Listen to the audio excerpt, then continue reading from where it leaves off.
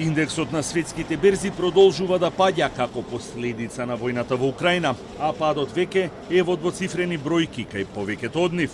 Воениот конфликт никој не можеше да го предвиди и ги затегна инвеститорите кои престанаа да тргуваат и се одлучија на безбедни и помалку вносни варијанти.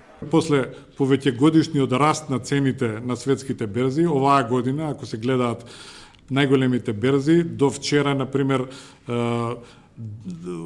германскиот индекс DAX речиси е минус 20%, значи гледано вчера со последниот ден во 2021 година.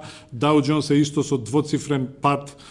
Во регионов нашата берза е некаде минус 5%, она year to date, но повторно други берзи во регионот како што се Бугарија, Хрватска, Словенија се минус 6, минус 7, минус 11, значи сите берзи реагираа.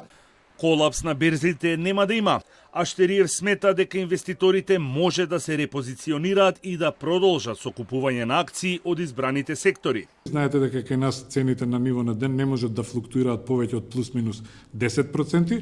Следите кај поголемите берзи, такви ограничувања нема, па можете да видите и на берзи и во Америка, во Германија, дневни падови минус 15, минус 20, кај нас е тоа лимитирано на плюс-минус 10. И второ, во пандемијата воведовме едно ново правило, што го има на повеќето берзи западни, а тоа е да имат автоматски стабилизатори на плюс или минус 7, времено се прекинува тргувањето за 30 минути или за 60 минути, зависи од некои технички детали. Цените на енергенсите продолжуваат да растат, дел од нив неконтролирано.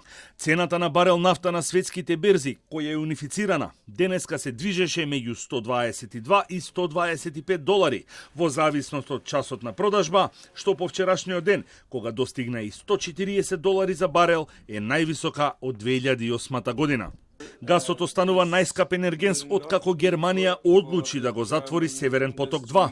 Утрово на берзите, 1000 нормални кубни метри газ чинеа 3097 долари. За нешто подоцна, во текот на денот, цената да почне да паѓа и да се спушти на 2121 долар. Цената на струјата денеска на европската берза го достигна апсолутниот максимум, па 1 мегават час на слободен пазар се продаваше за рекордни 584 евра. А Македонија, која е зависна од увозна струја поради ограничените капацитети за производство, продолжува дневно да плаќа милионски суми на слободниот пазар.